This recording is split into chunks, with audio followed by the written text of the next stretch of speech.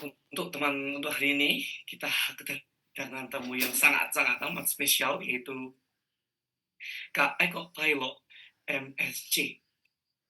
Pada dasarnya kita membuktikan suatu hal yang penting bahwa asal-usul tidak pernah membatasi langkah seseorang kalau ia punya semangat belajar yang tangguh. Jadi semua alasan itu tidak ada tidak akan menjadi batas jika kalian mempunyai semangat yang tangguh. So, sebelum kita mulai hari ini, saya ingin melihat apakah para peserta kali ini sudah siap mengikuti acara kali ini. Bisa untuk menyalakan kamera kalian atau sekedar menyambut halo kepada saya. Halo, mungkin suara saya terlalu jauh. Halo, oke. Untuk menyambut kedatangan sebelum kita memulai acara hari ini, kita dapat teman-teman boleh banget untuk masuk, untuk bisa banget on cam, bisa sangat dianjurkan untuk on cam, dan bisa banget untuk kita menyapa santai, saling saling menyapa pada kolom komentar. Saya sangat antusias sekali melihat semangat dari para peserta kali ini. Jadi, halo untuk semuanya.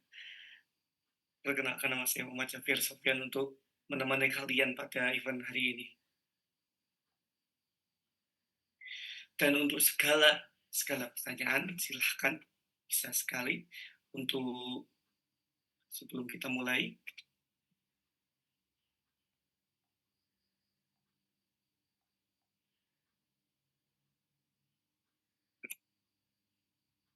Kita masih menunggu beberapa menit lagi sebelum acaranya secara resmi, karena kita juga bersiap untuk masuk ruang Zoom. Sambil menunggu, saya ingin mengajak kalian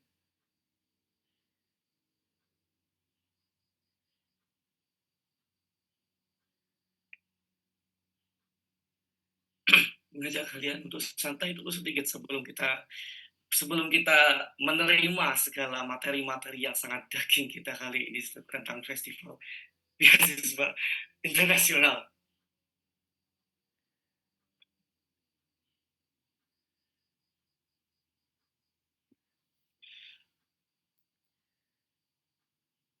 Sambil menunggu, ada beberapa hal yang perlu kalian tahu. Saya hanya ingin mengingatkan kalian, jikalau belum merename nama kalian, segerakan untuk merename dulu dan nama lengkap dan asal daerah, maaf. So, sambil menunggu, saya akan menjelaskan beberapa rules kali ini.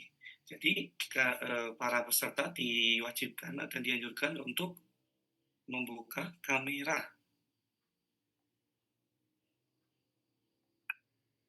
Oke, untuk acara akan segera dimulai. Maka para peserta siap-siap untuk membuka kamera dan menyaksikan dan menyimak atau mencatat materi-materi yang dapat disampaikan, atau materi-materi yang akan sangat membantu kalian dalam Festival Beasiswa Internasional Benua Eropa. Ini untuk spesial untuk pada negara Belanda. Sangat menarik sekali untuk materi kali ini.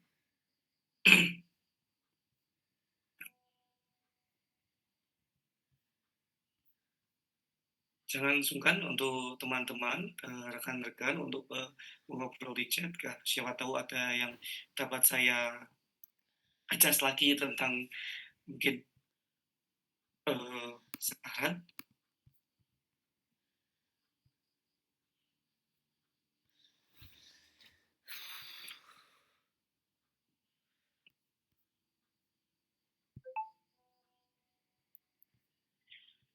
Acara akan segera dimulai. Oleh karena itu, saya ingin mengingatkan untuk segera menyalakan kamera dan dengan background Festival Beasiswa Internasional kali ini.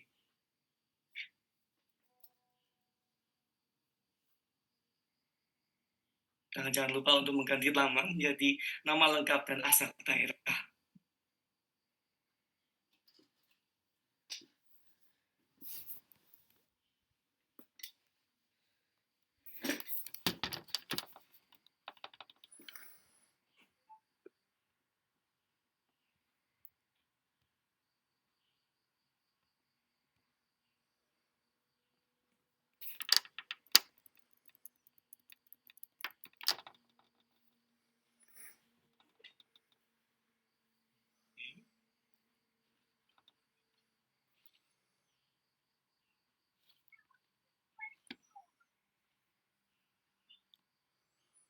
Untuk rekan-rekan bisa segera yang belum menyalakan kamera bisa segera menyalakan kamera.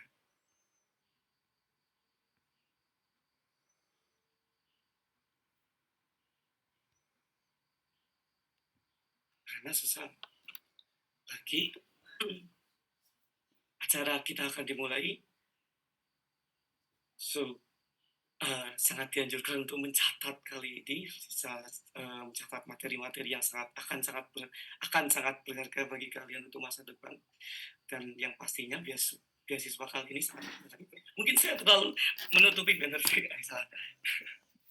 Nah, ini lebih cocok. Oke. Bisa sekali untuk mencatat dan merangkum mungkin untuk semua materi-materi yang akan disampaikan kali ini, karena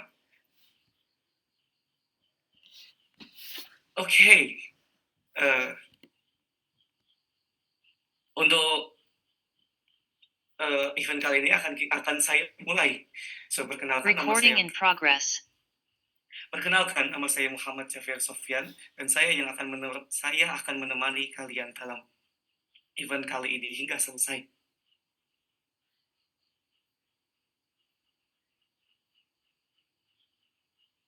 Sebelum kita mulai acara ini, izinkan saya memperkenalkan pemateri kita hari ini, yaitu Kak Elok Aiko. Kak Elok merupakan salah satu mahasiswa yang sangat British di Wageningen University Research dari Belanda. Kak Elok Aiko MSc memenangkan berbagai medali di ajang inovasi tingkat dunia, termasuk Malaysia, Korea, Jepang, hingga Hong Kong. Dan Kak Eko juga menerima beasiswa Andro Energi pada tahun 2018 dan award di LPDB tahun 2022. So, dengan berbagai pengalaman akademik di berbagai organisasi dan kepemimpinan yang luar biasa, kita sangat beruntung bisa belajar dengan beliau hari ini. Mari kita sambut Kak Elok Aiko dengan sepenuh semangat.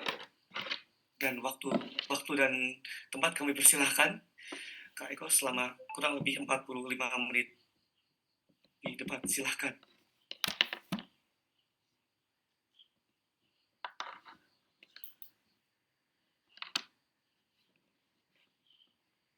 Assalamualaikum. Halo. Sudah kedengeran-kah suara saya? Sudah. Oke, jadi Assalamualaikum warahmatullahi wabarakatuh. Terima kasih banyak Mas Sofyan ya, yang telah memperkenalkan saya. Jadi memang susah banget ya baca universitas saya. Bukan Wageningen tapi Wageningen, emang aneh juga ya karena bahasa Belanda. Tapi gak apa-apa, sering salah ya. Memang saya juga sering salah kok, apalagi kalau di sana ya, pasti salah terus gitu ngomongnya. Sampai kalau ngomong sama orang sana tuh, kamu tinggal di mana? Wageningen. Pertama ngomongnya Wageningen itu bagian mana sih? Nggak ada di Belanda namanya Wageningen. Bahasa muda saya nggak support. Iya deh, bahasa kita kayaknya nggak support juga deh. Ini saya nggak bisa ini, masih send request ini untuk apa namanya, share screen. Udah ACC Kak? Oh, udah di ACC kah? Aku seminari loh.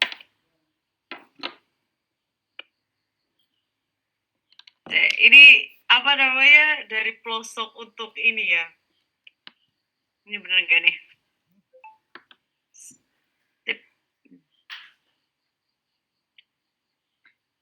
Oke, jadi terima kasih sekali lagi ya untuk teman-teman yang mengadakan acara ini, Seminar 3 Benua. Seminar 3 Benua, Seminar Benua Eropa gitu ya. Oke, jadi pertamanya saya bingung gitu ya. Menjelaskan tentang dari pelosok untuk dunia seperti itu.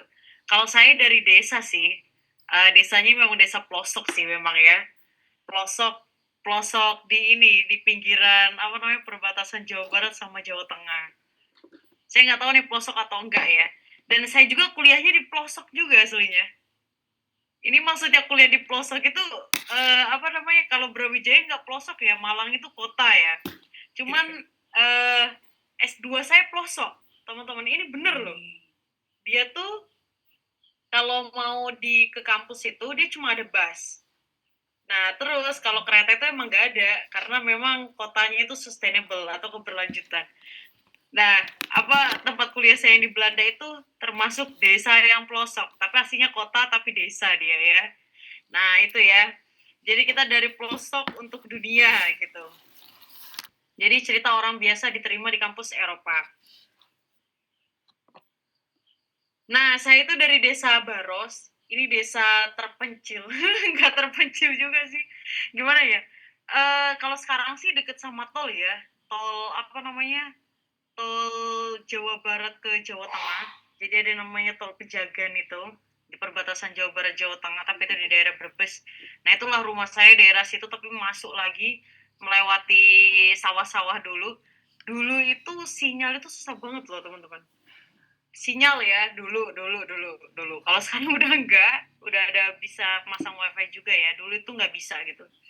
Dulu nggak bisa. Terus kalau mau nyari info itu, saya masih ingat ya pas mau daftar beasiswa itu susahnya minta ampun. Sampai ada teman saya itu yang daerah mana ya? Mungkin daerah Brebes yang selatan. Itu dia tuh sampai nyewa hotel pas mau wawancara LPDP. Jadi dia tuh booking hotel, terus dia itu wawancaranya di hotel. Nah, sampai kayak gitulah saking sinyalnya jelek dan pengen apa ya? Pengen meraih cita-cita dia gitu. Kalau saya beli ini wifi apa namanya? Yang digenggam itu saya nggak tahu tuh. Saya juga lupa apa namanya. Wifi portable ya, wifi portable yang biasanya kita bawa ke luar negeri juga bisa itu. Ada namanya wifi portable, saya beli itu. Wifi portable itu. Oh ya, modem, betul juga ya. Ya modem. Modem saya sampai beli modem itu. Saat itu pas tinggal di Brebes itu supaya saya tuh lancar pas wawancara. Untungnya lancar. Biasanya kadang kalau latihan wawancara tiba-tiba sinyalnya hilang. Ya karena memang ini ya di tengah-tengah rumah saya itu kalau mau ke rumah saya tuh ngelewatin sawah. Dari jalan apa namanya? Utara, dari jalan barat sama jalan mana lagi nih? Timur itu lewatnya sawah semua. Nah, kalau lewat jalan yang selatan itu gunung. Wah, sudah ya. Sudah masuk-masuk banget. Nah, itu kadang susah ya, apalagi kalau mau buat persiapan ini beasiswa, buat esai, buat ini, wah, harus sabar gitu ya, nyari waktu-waktu yang inilah sinyalnya bagus gitu ya. Atau saya keluar itu di depan rumah. Nah, terus sebagian besar masyarakatnya itu petani dan pedagang. Nah, kalau di desa saya itu banyaknya yang mondok. Jadi anak santri gitu ya. Nah, kalau yang berkuliah itu masih bisa dihitung jari sih. Gitu. Tapi kalau sekarang kayaknya udah mulai banyak gitu ya orang-orang yang berkuliah. Ya, jadi saya ulang lagi, jadi saya penerima beasiswa LPDP, terus penerima beasiswa PT Adaro Energi, terus saya merupakan anggota IDE Indonesia, terus anggota IAS ini teman-teman saya IAS ini seluruh dunia. Jadi IAS itu International Association of Student in Agriculture and Related Science. Jadi saya ikut yang di UB dulu di Brawijaya juga, Universitas Brawijaya pas saat S1. Terus S2 saya ikut yang di Belanda. Jadi bukan cuma Wageningen pas itu, tapi sebelanda. Ini pas pertemuan seluruh dunia kalau nggak salah. Ya. Terus saya juga mentor lomba internasional dan nasional di Agent Indonesia dan Innova. Terus saya mentor juga nih persiapan beasiswa di Learn and Education. Kenapa ini ya? Saya menjadi mentor persiapan beasiswa karena dulu itu saya pas di rumah itu susah banget loh teman-teman. Ada beberapa kursus ya yang menawarkan ini ya, scholarship persiapan beasiswa di Pare. Cuma harganya mahal dan terus dia itu spesifik beasiswanya gitu. Kadang kita kan butuh cuma untuk buat motivation letter dan lain-lain gitu kan. Nah, ya spesifik juga bagus ya aslinya. Nah, itu dulu itu masih sangat sedikit sekali kayak gitu. Makanya saya tergabung dengan Learn and Education untuk ini menjadi mentor persiapan beasiswa gitu. Nah, terus loh, kok dia nggak mau next? Bentar. Oke, sekarang kita buka mentinya. Saya penasaran karena ini judulnya dari pelosok untuk dunia ya. Jadi harapan mengikuti kegiatan ini satu kata apa sih aslinya? Nah, ayo silakan teman-teman di klik ini buka mentimeter.com nanti kodenya ini atau buka ini apa sih namanya ini barcode.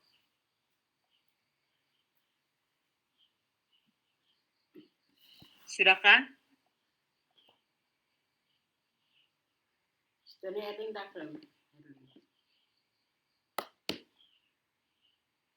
Sudah kok tidak ada suara ini nih gak enaknya kalau online ya. Saya tidak tahu interaksinya teman-teman. Bisa lagi pada pilek kak. Kenapa? Lagi pada pilek kak. Loh, sakit apa emang? Loh, pada sakit apa ini? Silahkan yang sudah pada mengisi kak. Kalau sudah mengisi saya langsung buka websitenya nih. Bisa nggak diisi? Ayo, bisa segerakan sebelum waktunya beres. Waktu kita sangat terbatas kali ini. Waduh, pada pilek-pilek ini. Ayo, pada minum obat.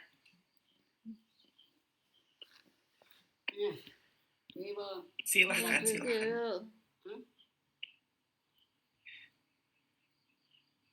Harapan mengikuti kegiatan. Banyak pada sepi sekali ini. Aduh. Seminar. Ayo, masih pada punya harapan kan? Kita para pejuang beasiswa harus semangat dong. Ayolah. Terlalu banyak harapan malah kak. Oh iya dah. Betul sekali. Harapan dia pengen ke Eropa. Apa ini? Move on? Kenapa move on? Waduh, move on kenapa ini? Saya. Menjadi award apa ini? Award beasiswa mana aja gitu ya, yang ada di Eropa ataupun di Indonesia. Dibanggakan. Lulus kampus Eropa. Beasiswa fully funded, PLU itu apa tuh PLU? Wah, kalau publish artikel internasional di Indonesia juga kayak bisa deh.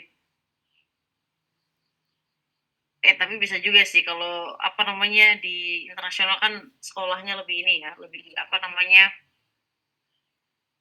jadinya ada kolaborasi dengan internasional. Bisa master degree in education, kuliah S3 tentang dunia beasiswa. Oke. Jadi harapannya bisa bawa keluarga. Mas harapannya cuma bisa bawa keluarga sih? Coba siapa nih yang jawab bisa bawa keluarga? Tak kirain ada yang mau jawab gini supaya bisa nemu ini jodoh gitu.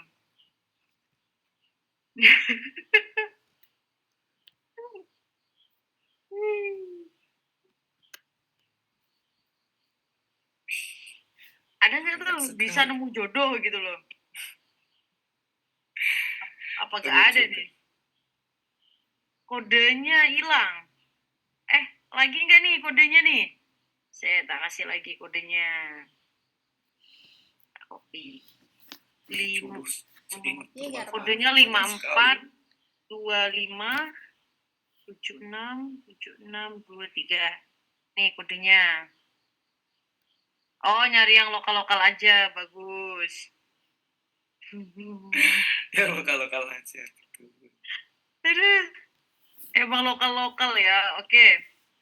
Sekarang ke pertanyaan kedua, next. Ada nggak langsung keluar pertanyaan keduanya? Saya next dulu. Ini kayaknya udah banyak nih. Jodohnya seiman. Ya kalau yang mau ke Turki banyak yang seiman. Inggris juga banyak yang seiman ya. Di Belanda nggak tahu ada nggak ya. Oke, sekarang next slide ya. Coba, karena kita ini ya, Wah, ini. judulnya dari pelosok ke dunia nih. Pelosok ke dunia. Kira-kira teman-teman itu berasal dari daerah mana saja nih? Saya penasaran nih, siapa tahu ada dari orang Brebes nih. Aduh, Semarang masih kota. Samarinda masih kota. Baru Sulawesi Selatan. Oke, Jogja. Lah, mana nggak ada yang orang desa ini?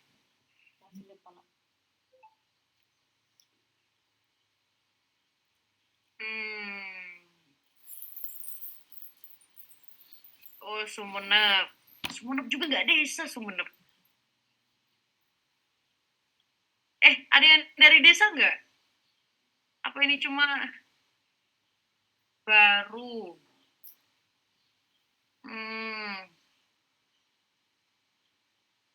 Tunis.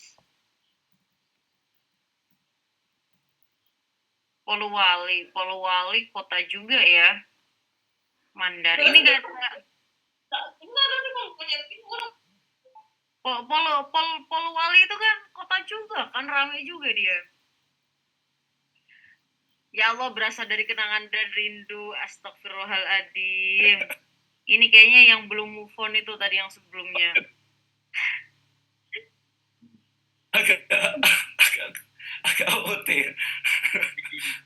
Siapa nih yang jawab kenangan dan rindu? Ayo. Siapa bisa dong buka chatnya. Kenapa kenangan dan rindu?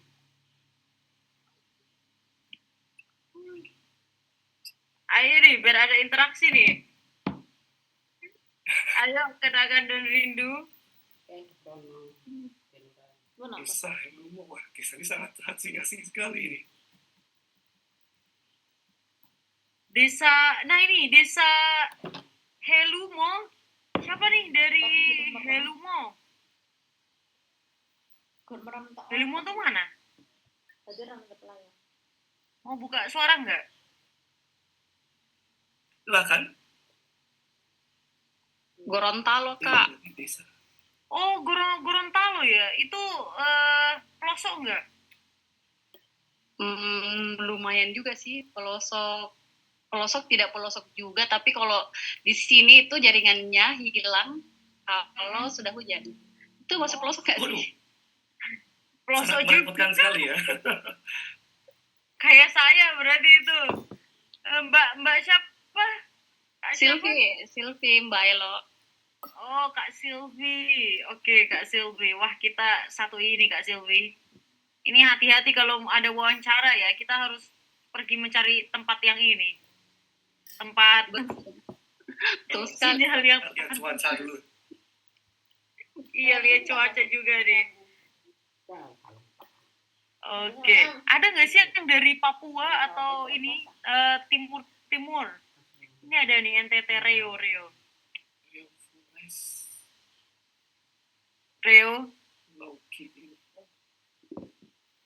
Tadi Mbak Silvi ya.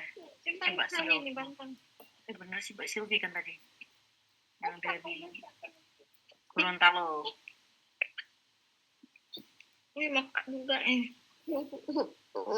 Banyak ya yang ini dari Sulawesi juga nih, Polowali, Mandar. Saya dulu kelahiran Belopa. Ini baru juga Sulawesi Selatan nih, si baru.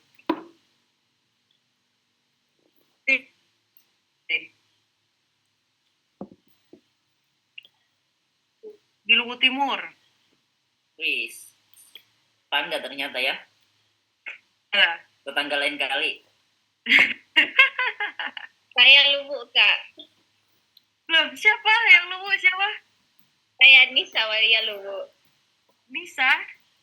Iya, Ini bukan Nisa Saya- tetangga saya kan? bukan. Oh bukan sih, Tetangga Nisa Awalia. Soalnya tetangga saya yang di mana namanya di Luwu juga tuh namanya Nisa ya, teman sekelas saya SD. Nah, oke, salam kenal ya Mbak Anissa. Terus Salam dulu tuh kembali. saya punya temen ya yang dari Papua. Dia itu sampai LPDP apa sih namanya, pembekalan pemberangkatan itu ya, sebelum berangkat ke luar negeri itu. Dia tuh sampai nggak ada sinyal, akhirnya dia tuh memutuskan untuk next PK ya, yang ininya keberangkatan itu. Jadi PK-nya next gitu, karena saking sinyalnya nggak ada, karena di Papua susah banget, terus nggak bisa buka open kamera gitu, karena kan timur banget ya, apalagi Papua itu, sinyal itu. Gitu, itu sih yang dirasakan teman-teman saya. Hilang sinyal sama sekarang. Iya sinyal, tapi kalau Papua emang sinyal ini kayak gimana gitu, sama kan listrik, terus dan lain-lain. Tapi mereka tuh kayak semangat banget ya untuk mencari beasiswa dan lanjut kuliah, dan surprisingly ya dia keterima di Wageningen bareng sama saya gitu. Angkatannya bareng sama saya gitu, saya juga kaget kalau dia orang Papua. Gitu, jadi tidak ada masalah ya, meskipun kita dari mana aja, kita mau dari timur, dari Sulawesi, dari Nusa Tenggara, dari Papua gitu kan, atau dari Jawa ya. Kalau Jawa kayaknya hanya ya kalau dari Jawa. Cuma kalau dari timur-timur ini ya sangat ini ya, kita harus bantu dan kita harus saling menyemangati gitu ya, biar mereka juga termotivasi. Oke, sudah, kita lanjut lagi nih ya.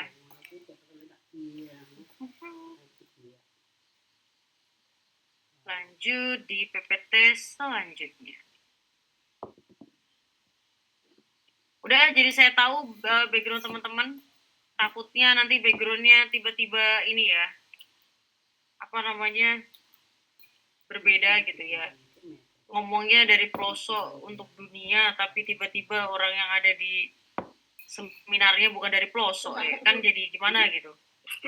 Clickbait malah jadinya. Iya, jadinya gimana gitu ya ininya. Saya mengisi materinya aneh juga ya kayaknya. Ini yang kelihatan apa, teman-teman? Barcode. Ada terlihat Masih barcode ya, sip. Mana nih? Kita next dulu. Nah, ini loh bapak saya nih. Lihat kan, ini saya tinggal di desa nih. Nah, ini bapak saya deh. Jadi bapak saya sudah tua sekali ya. Dulu bapak saya kerja di Belopa, Sulawesi Selatan. Sekarang setelah saya anak terakhir menikah gitu ya. Kita 4 bersaudara. Terus setelah saya menikah, bapak saya tinggal di rumah gitu ya. Dan pengen jadi petani katanya, pengen olahraga. Nah, ini kita ada di sawah. Jadi awal ceritanya itu ingin keluar negeri itu kenapa ya? Padahal nggak ada background sih dari orang tua.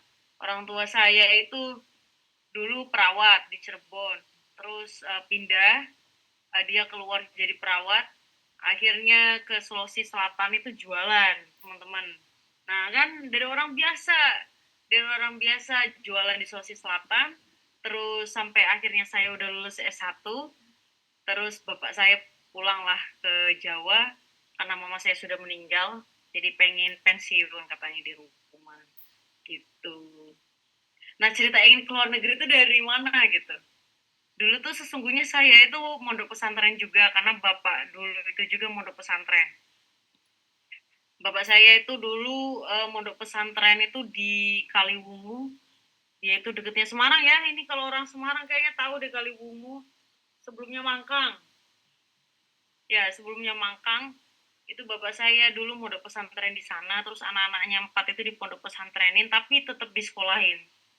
Jadi kalau saya itu dulu mondok pesantren itu cuma mulai dari asar sampai malam. Nah, terus nanti pagi sampai sorenya saya sekolah biasa, kayak sekolah di SMP, SMA gitu biasa. Tapi kalau yang kakak-kakak 3 itu dia pure yang di dalam di dalam pondok pesantren gitu. Saya sama kakak saya yang perempuan yang beda. Yang paginya sekolah di luar, sore sampai malamnya itu sampai pagi sih, subuh juga tinggal di sana juga, itu sekolah pondok pesantren gitu, madrasah. Nah, keinginan keluar negeri itu dari mana? Nah, jadi itu kalau di pondok pesantren kan pasti dijelaskan banyak sekali ya, kayak ya pasti kan tentangnya Arab-Arab gitu kan, terus Mesir, orang yang hafal Quran terus dapat beasiswa di Mesir. Nah, kakak saya tuh suka banget beli bukunya Habibur Rahman. Jadi saya baca, jadi kakak saya yang pertama itu suka banget sama buku Habibur Rahman. Nah, saya baca, dia kan kuliah di Mesir ya ceritanya. Nah, itulah akhirnya saya berpikir, oh saya juga pengen keluar negeri gitu. Lihat Habibur Rahman yang struggle kayak tinggal di luar negeri, seperti ya kayak gitu ya di novel-novelnya gitu, jadi pengen gitu kan keluar negeri. Nah, akhirnya di S1, karena SMP SMA itu gak bisa ya, masih mikir gimana lomba internasional dulu susah ya, masih ya. Adanya SCM program sih kalau di SMA saya itu. SCM program, kakak kelas saya itu ke Amerika, jadi pertukaran pelajar setengah semester, tapi kan ngulang lagi. Nah, nggak enaknya tuh ngulang lagi, jadi setelah dia setahun atau setengah tahun di Amerika, balik ke SMA itu, dia harus ngulang lagi ke sekolahnya. Jadi kan nggak terlalu lama gitu kan. Akhirnya saya memutuskan itu pengen keluar negeri itu di S berapa? Saya mikirnya S2 sih, S1 masih pengen di Indonesia gitu kan. Nah, inilah di S1 itu, setelah mama saya meninggal, kakak pernah bilang gini, lo gak mau nulis lagi? Dulu saya suka nulis puisi soalnya ya, nulis-nulis gitu. Terus saya bilangin, apa diganti aja nulisnya? Akhirnya saya nulis karya tulis di bukunya. Nah, gitu sih ceritanya. Kalau dari desa, saya nggak bakal tahu sih, tapi tahu-tahu itu yang ketiga di pondok pesantren sama kakak saya itu sering beli buku gitu. Itu sih awalnya. Akhirnya saya suka baca-baca buku tentang cerita-cerita novel, tapi yang luar ini ya, yang ceritanya tentang luar negeri. Nah, setelah itu ini pas di bangku kuliah. Nah, jadi saya mencari cara saat di bangku perkuliahan, bagaimana sih cara bisa keluar negeri. Akhirnya saya itu mengikuti lomba dari karya tulis ilmiah. Pertama saya belum menemukan passion saya pada saat itu. Saya sukanya ya nulis puisi aja, sampai banyak itu kayaknya puisinya ya. Tapi nggak tahu, saya lupa ditaruh di mana, kayaknya ada di rumah gitu. Belum tak cekin lagi buku-buku saya. Terus akhirnya saya memutuskan untuk mengikuti lomba. Nah, jadi teman-teman juga bisa nih, kayak kita kan kadang berpikir ya, anak desa nggak bisa bahasa Inggris. Terus, waduh, pokoknya itu, pengetahuan tentang orang luar itu kayak kurang banget. Itu beneran banget ya, kayak kurang. Terus kayak ngeblank, nggak tahu apa yang mau dilakukan, apa sih yang mau dilakukan dulu gitu kan. Saya juga dulu kayak gitu, sampai nggak tahu harus gimana gitu, sampai bilang kakak itu, kalau kakak kan pasti, kakak saya yang pertama itu linknya ya kakak 1, 2, 3 itu linknya pasti link ini ya, kayak Saudi Arabia, Mesir dan teman-temannya gitu kan, kalau luar negeri. Nah, terus kan kalau saya kan karena saya ngambil agribisnis ya, S1 agricultural business. Nah, itu kenapa juga saya ngambil agriculture, karena lihat bapak saya itu meskipun dulu kerja di kerja di Sulawesi, tapi bapak saya itu punya sawah tetap, tapi digarap sama orang gitu kan, kebun juga. Nah, itu makanya saya lihat, wah kayaknya enak juga nih di pertanian gitu. Akhirnya saya ngambil pertanian di S1. Terus ini saya pertama kali mengikuti lomba, nggak ada fotonya yang pertama kali di sini ya. Ada pertama kali di Malaysia, diajakin temen. Jadi saya cuma berpikir kayak gini, ketika saya mencoba pasti nanti akan ada ini loh, network yang akan menghubungkan saya dengan sesuatu yang saya inginkan. Udah gitu aja. Pertama gagal terus, apalagi yang Singapura itu lomba bisnis plan itu udah dibuat gagal. Terus esai lomba yang masih nasional ya, itu gagal. Pertama kayak gitu. Tapi dari nasional dulu, nggak langsung internasional.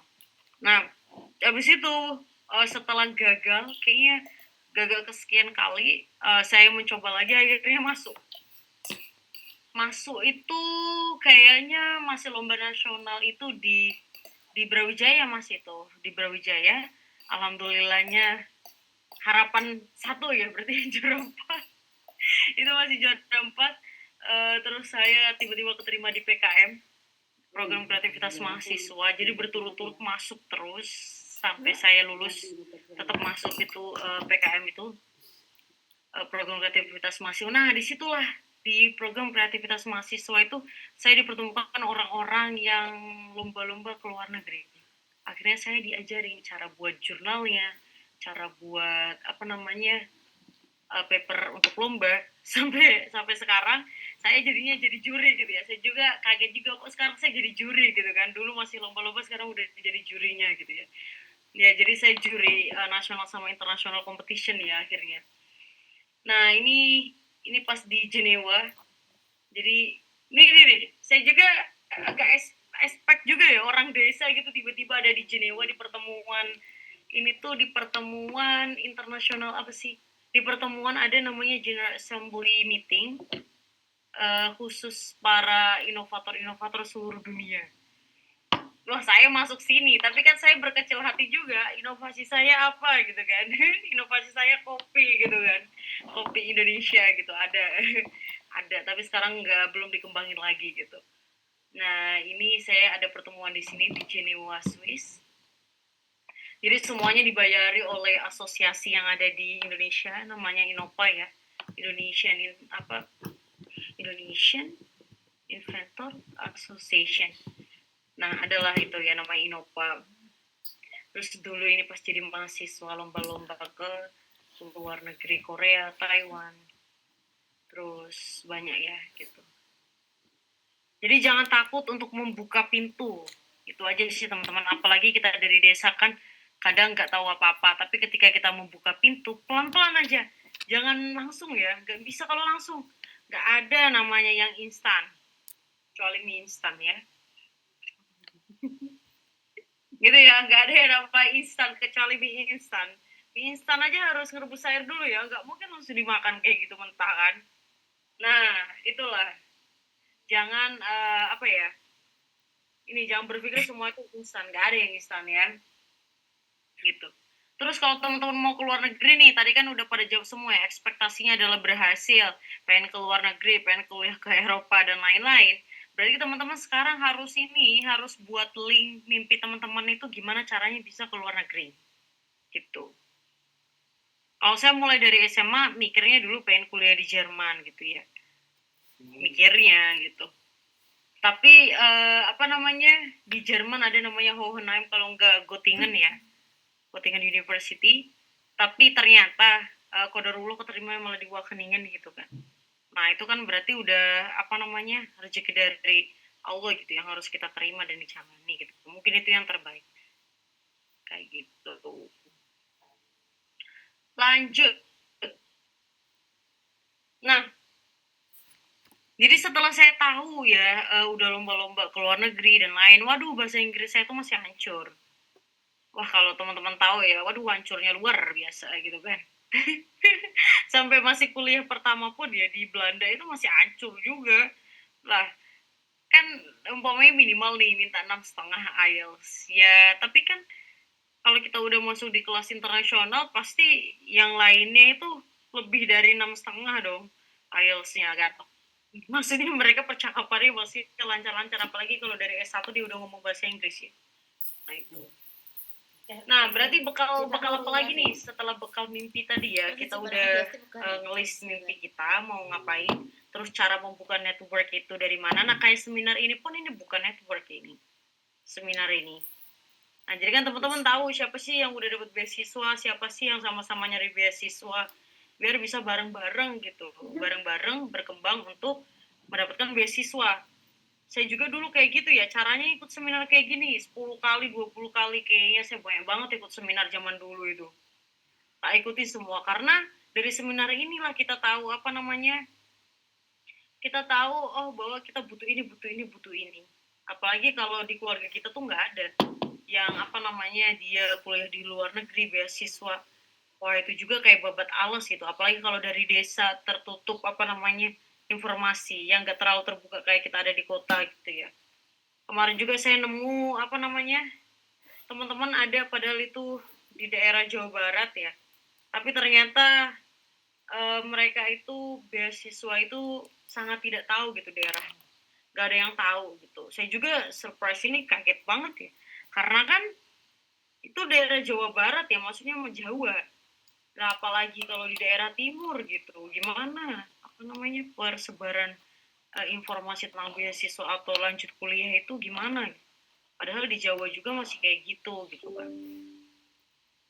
Masih mereka nggak tahu sampai prepare aja mereka bingung dan akhirnya gagal gitu. Gagal di tahap 1 masih administrasi padahal LPDP. Berarti kan salahnya apa? Kurangnya informasi dan nah nggak tahu Pak, ya itulah kurangnya informasi seperti itu. Nah yang kedua bekalnya adalah belajar bahasa Inggris. Nah ini saya dulu nih di Pare nih, ada teman saya ini dia lulusan SMA, kalau ini saya lulusan S1, dia keterima S1 ini di Hungari, beasiswa Hungaria ya. Dia sekarang masih ada di Hungaria kan 4 tahun ya, ini 4 tahun kuliahnya, terus dia juga belajar bahasa Hungari juga. Terus ini teman-teman saya udah pada keluar negeri semua nih. Ini di Australia, saya di Belanda, ini di Australia juga. Nah, yang ini dia dapat beasiswanya Indonesia karena dia pengen lanjut ke Indonesia. Tapi LPDP juga yang ini. Jadi kita udah Satu circle lolos semua itu. Kenapa? Iya, ternyata udah di luar negeri ya, maksudnya pada lolos gitu ya. Terkadang tuh kita bingung ya, maksudnya entah di waktu kapan kita tuh akan bertemu di luar negeri. Akhirnya setelah kita di Paris, saya ketemu sama dia itu di Hungari. Ini. Jadi kita bilang, ayo ketemuan ya gitu, liburan ini gitu, liburan setelah Natal gitu. Oh iya boleh di Hungari aja gitu. Ya udah saya pergi ke Hungari, ketemu dia di Hungari gitu terakhir. Nah gitu ya teman-teman, jadi harus punya ini circle apa namanya. Padahal ini juga bukan circle ya, ini kan cuma kayak orang ini enggak sih, orang kayak belajar IELTS biasa kan, teman-teman sekelas. Malah ini ini tutornya ini 2. Terus ini teman sekelas juga tuh lagi belajar ini nih, speaking IELTS. Pagi-pagi nih habis subuh udah jalan aja keluar. Gitu. Habis subuh terus jalan-jalan dulu baru kita foto, nggak tahu jam berapa ini ya, pagi banget. Gitu. Jadi gini ya teman-teman, kalau teman-teman udah punya mimpi, setup mimpinya, terus harus ngelakuin apa, kurang apa. Kalau kurang bahasa Inggris, belajarlah bahasa Inggris gitu ya. Ditekuni, karena setelah bisa bahasa Inggris itu teman-teman bisa mau kemana aja. Aslinya kayak gitu. Tapi memang ada beberapa beasiswa yang nggak menyarankan bahasa Inggris. Cuman kalau di Eropa, kalau di Eropa tuh minta bahasa Inggris semua. Susah juga ya nggak minta bahasa Inggris itu kalau dia itu umpamanya ya S1-nya dia tuh kelas internasional. Baru nggak apa-apa nggak pakai bahasa Inggris. Atau dia nggak minta bahasa Inggris kalau kita bisa bahasa negara itu. Kayak umpamanya ke Jerman, kita bisa bahasa Jerman, nggak usah lah pakai bahasa Inggris, nggak apa. Gitu. Jadi memang ada, kenapa? Jerman sekarang mau nggak mau harus belajar bahasa Inggris. Iya, mau nggak mau harus bisa bahasa Inggris gitu. Kalau nggak bahasa yang negara itu yang mau dituju ya, kayak Jepang. Umpamanya kita nggak bisa bahasa Inggris, nggak apa-apa, tapi kan bisa bahasa Jepang. Nah, kayak gitulah. Nah itu makanya saya nggak tahu, mungkin kalau Asia ada sih yang nggak menyarankan bahasa Inggris. Ada kayak Taiwan ya, nggak usah gitu kan, tinggal masuk aja ngasih nilai terus masuk gitu kan. Cuma kan tetap aja nanti setelah di sana kita ya pasti belajar bahasa Inggris. Nah itu malah nambah waktu juga ya. Ada yang cuma minta TOEFL. TOEFL ya, cuman kan nanti ketahuan ketika wawancara. Kayak beasiswa inilah Turki Bursary itu ya. Kan dia cuma mintanya TOEFL ya. TOEFL yang biasa, yang kalau tes 650.000 atau di kampus ada ya. Di kampus ada kan free, yang pertama itu yang free itu sebelum kelulusan kita ada ujian itu. Aslinya bisa pakai itu doang. Cuman ketahuannya kan ketika wawancara. Kalau kita nggak bisa bahasa Inggris, wawancaranya kan nggak bisa. Nah, itulah gimana ya. Jadi bahasa Inggris itu penting ya di manapun. Nah itu ya. Kayaknya kalau sekarang teman-teman udah ada di tahap, udah ada mimpinya, udah nge-set up, maksudnya mau ngapain-ngapain. Tadi tak lihat udah pada lulus semua ya, belum tak tanya ya tadi. Lulusan S1 atau SMA atau lulusan S2 ya. Nah gitu. Jadi memang harus nge-set up, harus belajar bahasa Inggris ya. Nah, terus habis itu tembus beasiswanya gimana? Jadi aslinya saya itu termasuk telat ya belajar bahasa Inggrisnya. Ya namanya orang desa ya kan nggak tahu. Namanya orang desa baru ketahuan apa namanya babat alas juga kan mau kuliah di luar negeri pengen beasiswa.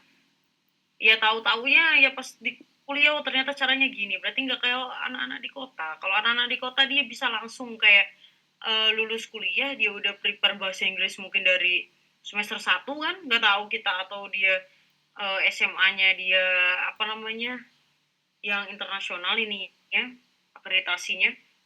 Nah itu jadi kayak kita yang orang desa tiba-tiba nggak tahu kan orang tua nggak ada pengalaman kayak gitu akhirnya saya termasuknya telat sih lulus S1 baru belajar bahasa Inggris gitu akhirnya kan setahun butuhnya lama ya setahun gitu maksudnya setahun itu kayak butuh preparation terus belajar dari dasar terus latihan terus ujian apalagi kena COVID-19 kena COVID-19 ujian saya diundur terus ujian saya tuh diundur terus dulu itu pas COVID-19 itu lihat aja yang di foto itu kan saya pakai masker kan itu pas COVID-19 itu terus ujian saya diundur tiap bulan dari IDP kan saya ujian dari IDP itu diundur terus tuh per bulan sampai berapa bulan gitu diundur akhirnya dapat itu bulan Oktober kalau nggak salah itu nah ini ada tembus beasiswanya seperti apa gitu nah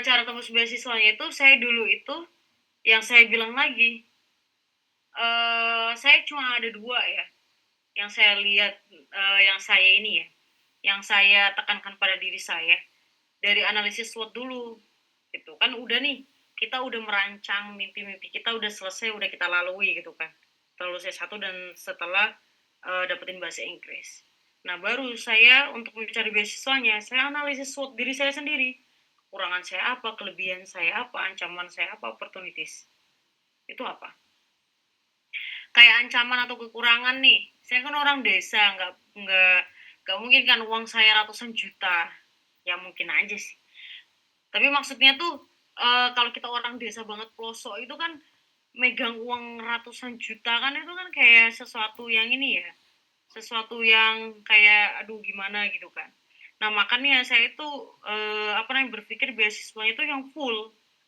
harus cari yang full kayak yang ngebiayain visa ngebiayain apa namanya tiket pesawat gitu supaya nggak ngeberatin keluarga gitu kan nah itu kan harus ditulis juga tuh kekurangannya apa kelebihan apa ancaman apa kira-kira opportunitiesnya apa nah kalau umpamanya di Eropa itu enak nih kayak Belanda itu ini mungkin rezeki juga ya kenapa saya dapatnya Belanda coba kalau saya nggak dapet Belanda mungkin saya nge-cover uang visa di negara itu contoh sumpah saya keterima di Inggris ya itu saya harus nge-cover visa health insurance-nya asuransi kesehatannya mungkin bisa sampai berapa kalau setahun mungkin 40 juta ya atau 20 jutaan gitu kan terus ditambah lagi biaya visanya sendiri ya mungkin 30 terus apalagi kalau yang S3 ya kasihan banget kali 4 bisa 80 juta dia ngeluarin uang untuk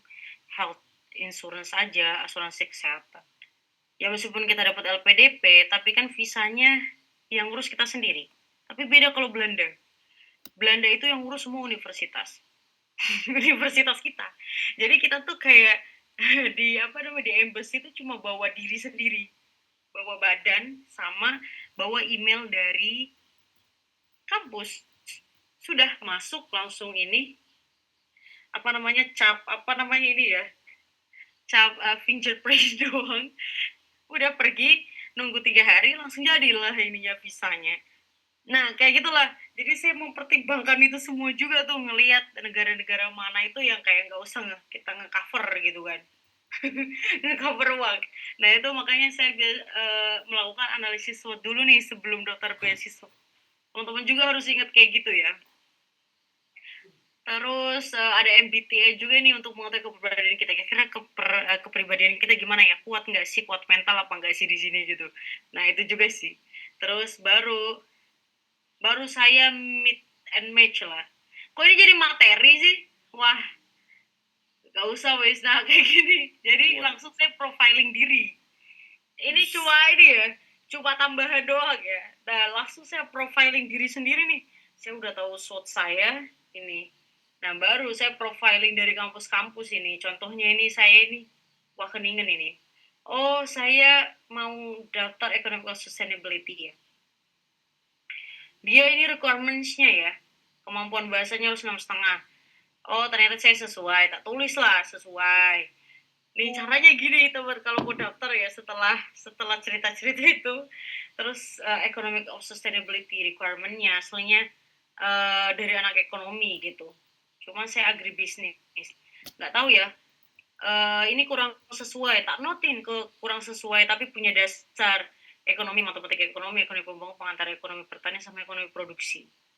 Nah, terus dia requirement juga ada statistik dan econometrics. Nah, background-nya saya itu statistik dan ekonomi tidak ada. Nggak ada saya. Jadi saya tulis nggak ada. Tapi notes-nya saya mempelajari matematika ekonomi dan metode kuantitatif. Pernah jadi asisten praktikum matematika ekonomi 2 kali. Nah, ini notes-nya. Terus GPA harus di atas 7 nilai Belanda memenuhi karena saya kumlot kan. Jadi sesuai. Terus motivation letter jika cross major harus buat. Karena saya ini termasuk cross major, berarti saya harus buat.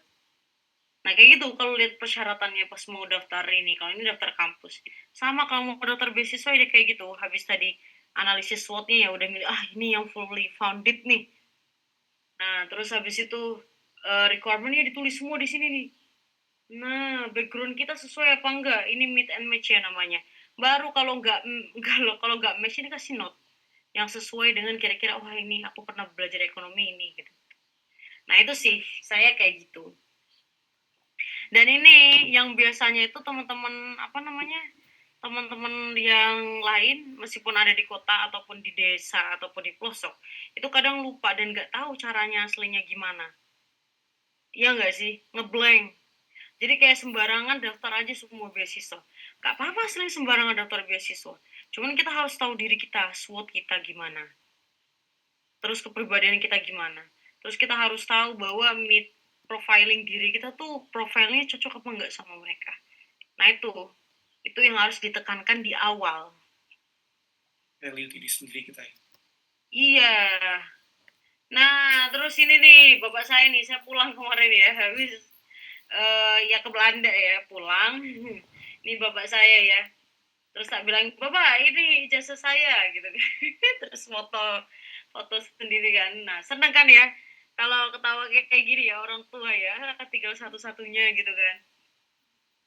Jadi saya daftarnya ini di Economic Sustainability program saya.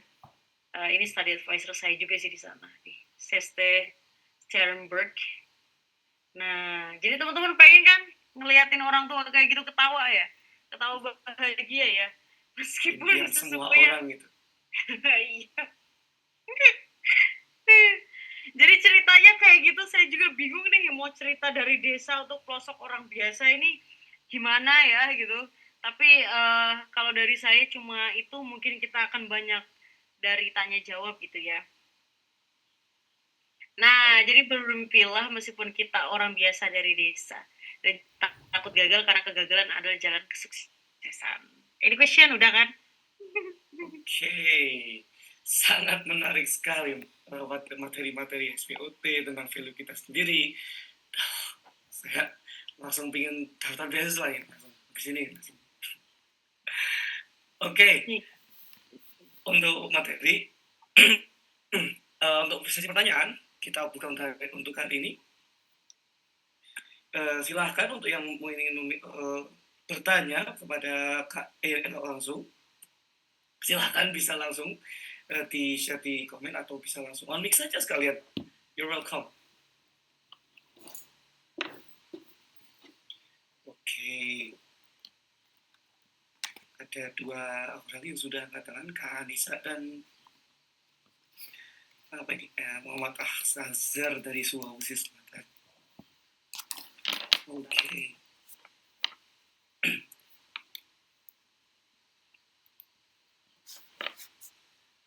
Untuk yang mau bertanya silahkan bisa banget untuk share di komen atau bisa langsung on mic saja.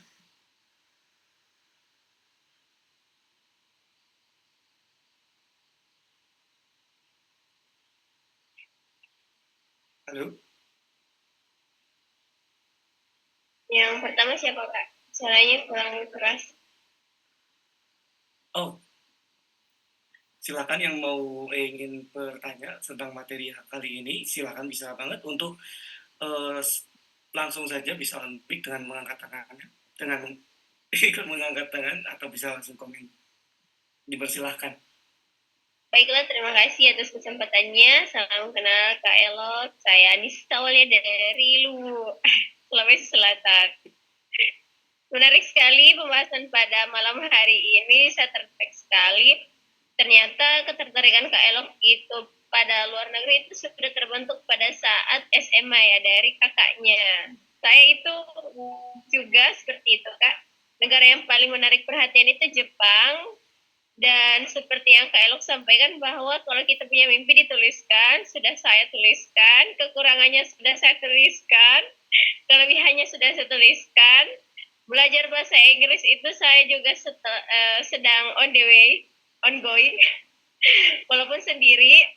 Saya mau tanyakan Kak, ternyata 100%-nya itu beasiswa, ternyata masih ada biaya-biaya tambahan, seperti kalau kita membuat visa, itu kan pribadi Kak, bukan paspor, itu pribadi, terus ongkos-ongkos untuk mengurus segala macam juga pribadi, dan menerjemahkan sertifikat,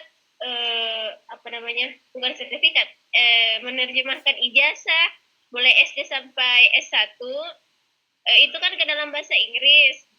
Juga ada memang khusus yang menerjemahkannya kan, nggak boleh sendirian, nggak boleh ngasal dari Google dicetak sendiri, nggak bisa, itu ilegal. Terus juga menerjemahkan akte kelahiran kalau nggak salah kakak kayaknya juga KTP, intinya itu surat-surat identitas diri dalam bahasa Indonesia itu seluruhnya diterjemahkan. Dari setiap negara itu biayanya kan beda-beda per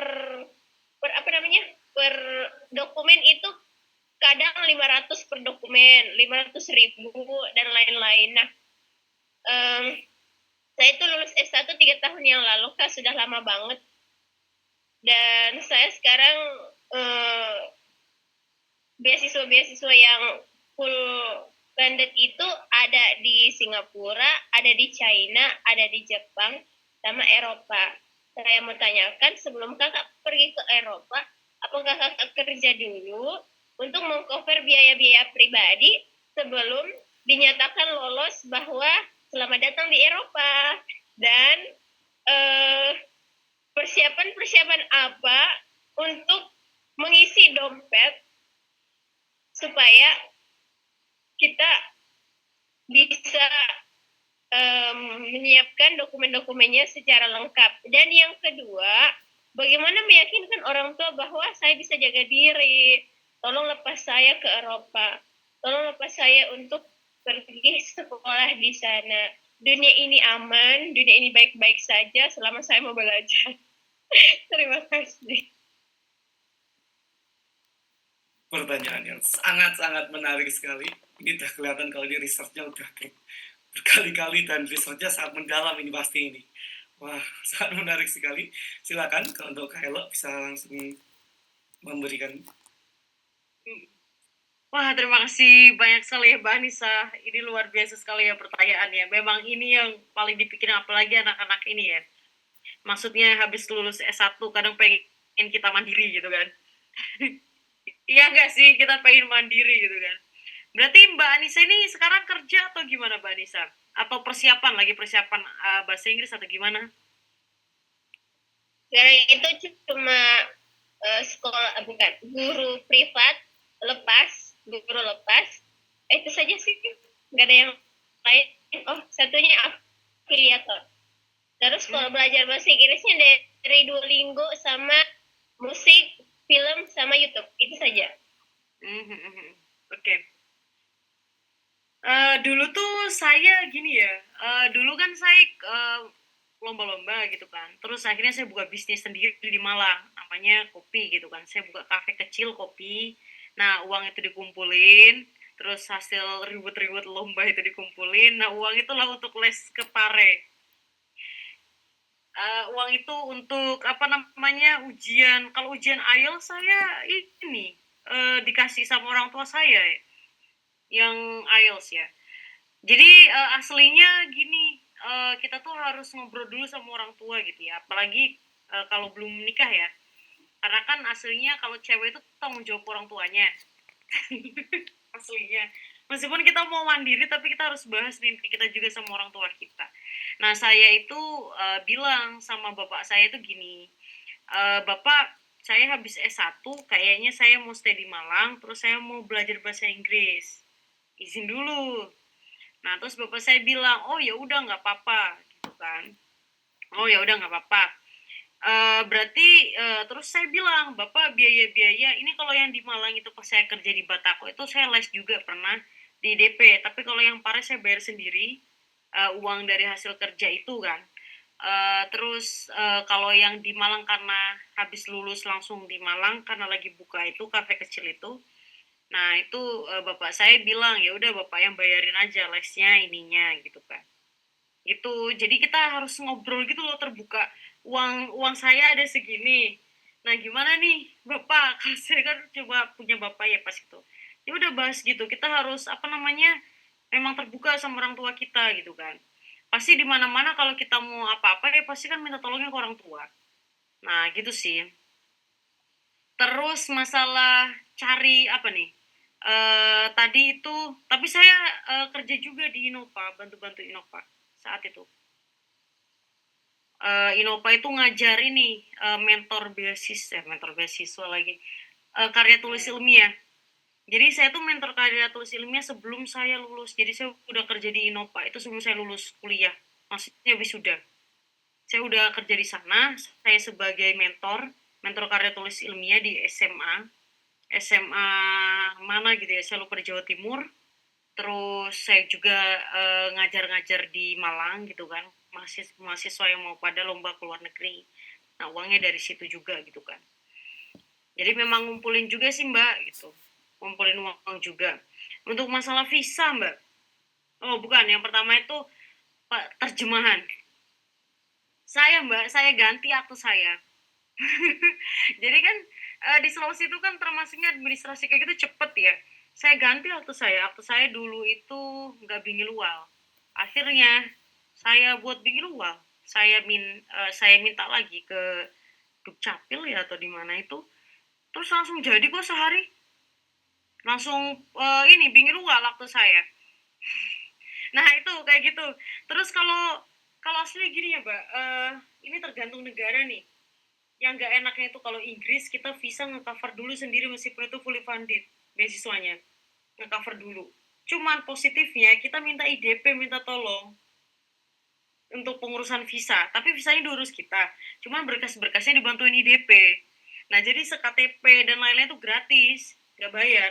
Jadi terjemahin KTP aslinya akte. Tapi kalau ijazah nggak dari SD Mbak, jangan diterjemahin dari SD, butuhnya paling S1 doang. Kecuali kalau beasiswa Hungaria, Romania, kayaknya dia minta dari SMA doang sih, nggak sampai SD SMP. gitu. Jadi memang harus disesuaikan. Nah itu kalau Inggris catatan ya, kalau Inggris, Amerika, sama Australia ya, kayak mending minta tolong IDP diterjemahin kayak gitu yang untuk visa kalau udah keterima ya. Kalau udah keterima, nanti mereka terjemahin tanpa biaya. Kalau student yang udah keterima di universitas itu dan udah dapat beasiswa, kita nggak suruh bayar. Itu IDP.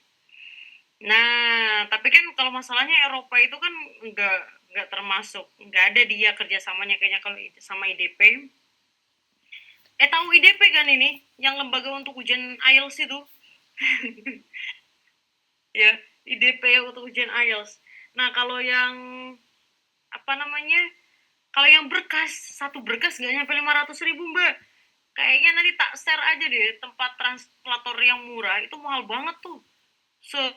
Seberkas 500.000. Kalau jadi 3 hari itu 50.000 Mbak selembar. Itu. Terus selanjutnya lagi, apalagi Mas tadi kayaknya banyak banget deh.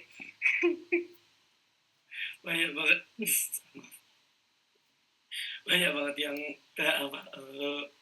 ingin ditanyakan. Terus yang pertama lagi pertanyaannya itu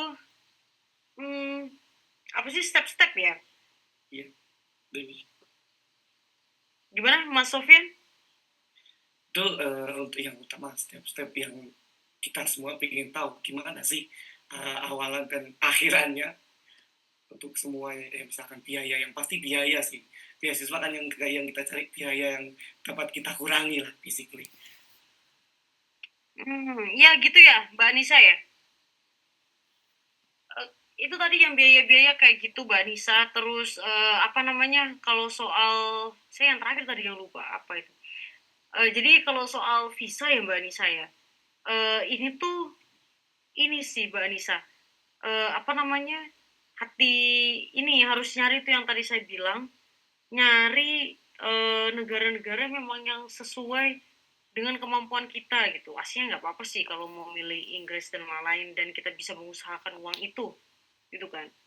Kalau yang di Eropa itu lebih enaknya itu kita nggak nge-cover semuanya, kayaknya kalau health insurance. Tapi kalau student cover 2 tahun gitu. Cuma kalau LPDP, kalau yang di Belanda yang saya bilang tadi, dia udah universitas itu. Nah, oh iya paspor ya.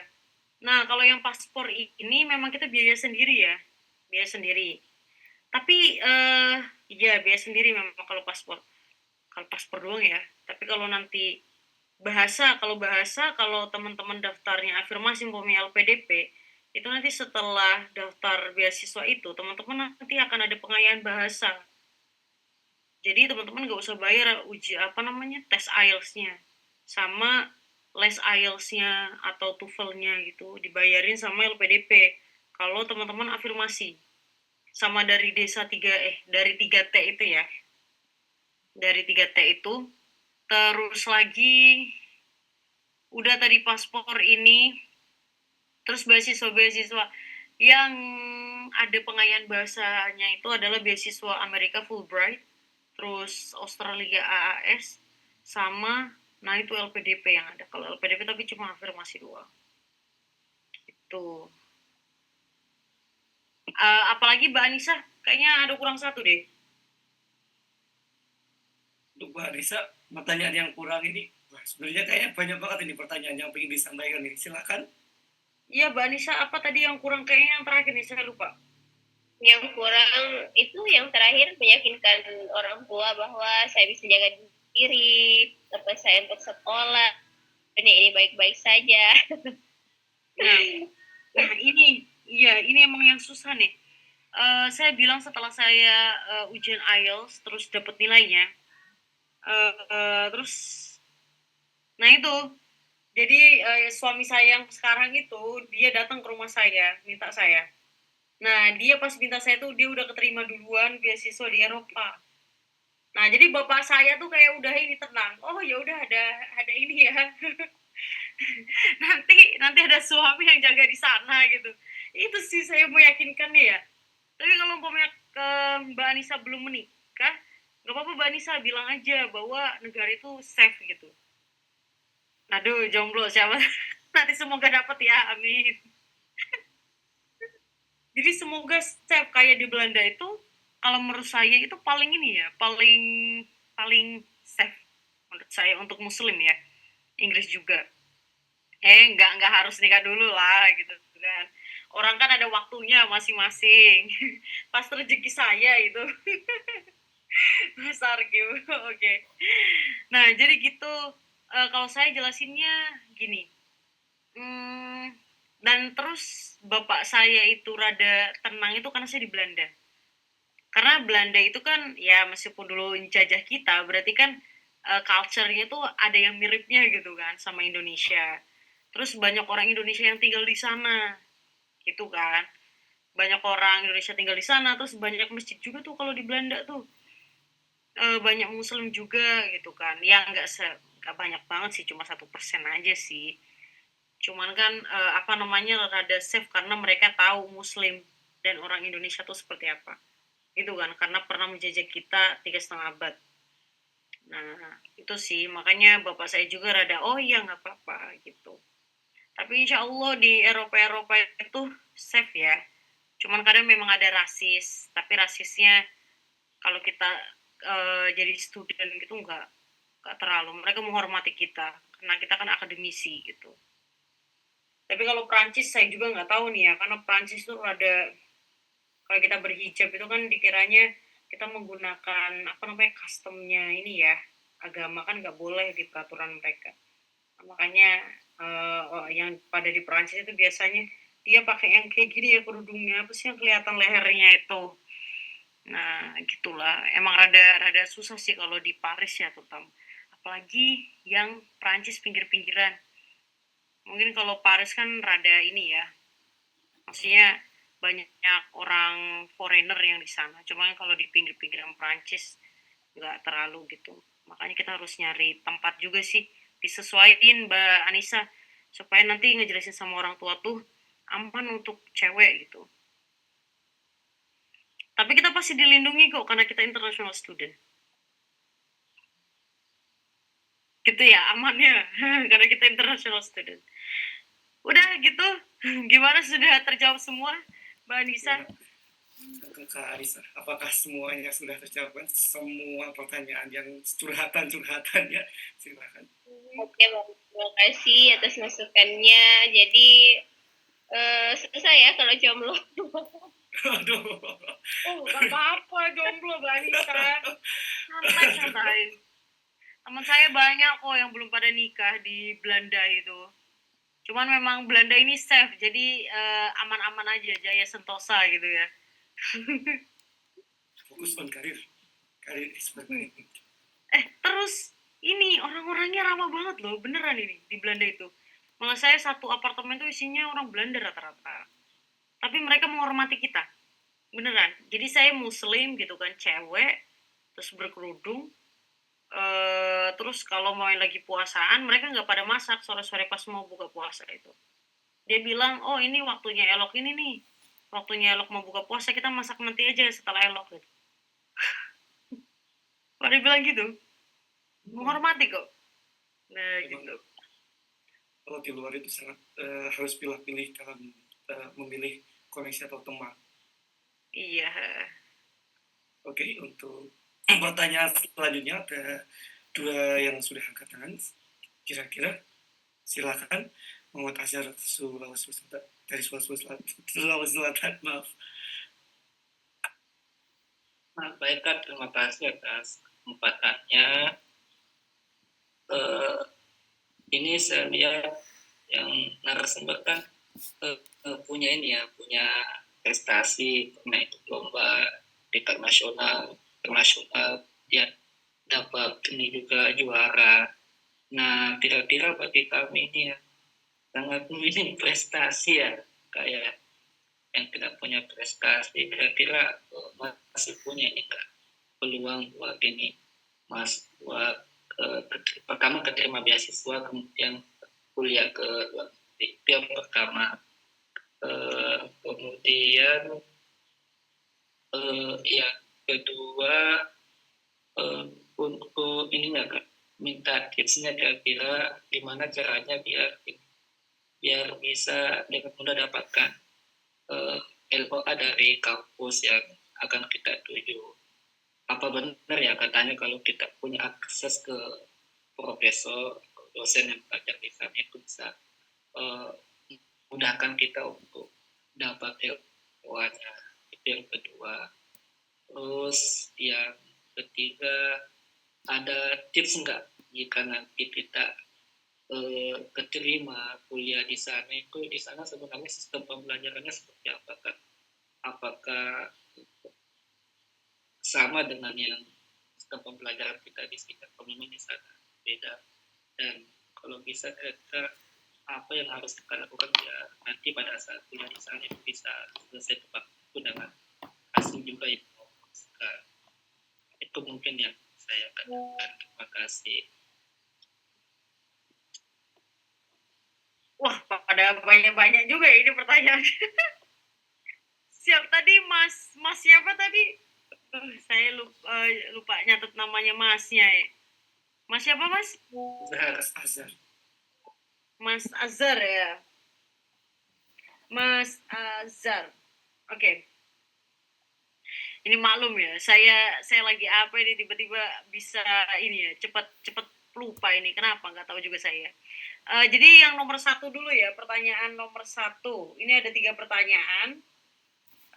Tadi itu saya jawab yang ini dulu ya, nomor 1. Jadi nomor 1 itu gimana kalau kita nggak ini ya, kayak nggak punya prestasi gitu kan. Nah, aslinya kalau beasiswa nggak punya prestasi itu nggak apa-apa. Yang tadi loh, yang saya share screen, meet and match, emang ada dia minta prestasi? Nggak ada dia. Kecuali kalau beasiswanya dia minta prestasi. Jadi itu tuh cuma kayak tambahan doang sih gitu. Kalau memang di beasiswa itu nggak ada tulisan kita minta prestasi, nah itu berarti kita orang yang nggak punya prestasi itu nggak apa-apa daftar. Gitu maksudnya, nggak apa-apa daftar. Dan banyak teman-teman saya juga yang nggak punya prestasi pun keterima gitu. Nah, caranya gimana nih supaya keterima kalau kita punya kekurangan seperti itu? Nah, makanya kita lihat SWOT kita dulu. Nah, setelah kita tahu bahwa kita kurangnya di prestasi, mungkin Mas Azhar itu punya ini organisasi, aktif di organisasi. Nah, tuh kan, tuh ada tuh. Nggak ada prestasi gimana-gimana, dapat tuh S2 LPDP kan. Nah iya kayak gitu. Jadi ada beberapa pertimbangan yang banyak ya yang dipertimbangkan dari penerima dari beasiswa itu. Yang pertama mungkin dari kalau ada esai-esai ya. Nah dari esai itulah yang dilihat cerita kita tentang kemauan kita atau motivasi kita untuk berkuliah di luar negeri itu.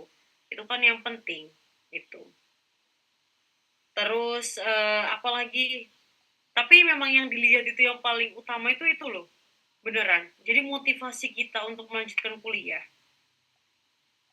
Kalau prestasi itu kayak tambahan aja sih. Saya juga nggak tahu prestasi dimasukin kemana. Saya juga cuma pakai 1 doang prestasi saya yang untuk dimasukin ke esai gitu. Yang dimasukin ke esai yang di esai kontribusi umpamanya gitu kan. Nah, kalau di LPDP saya itu nulis kontribusi saya itu sebagai mentor karya tulis ilmiah. Dan sampai sekarang saya bilang pun kontribusi saya nanti setelah lulus 2 saya akan langsung balik lagi jadi pengajar mentor. Dan sekarang pun saya masih jadi mentor. Jadi mentor karya tulis ilmiah karena kontribusi saya yang saya tulis di LPDP itu.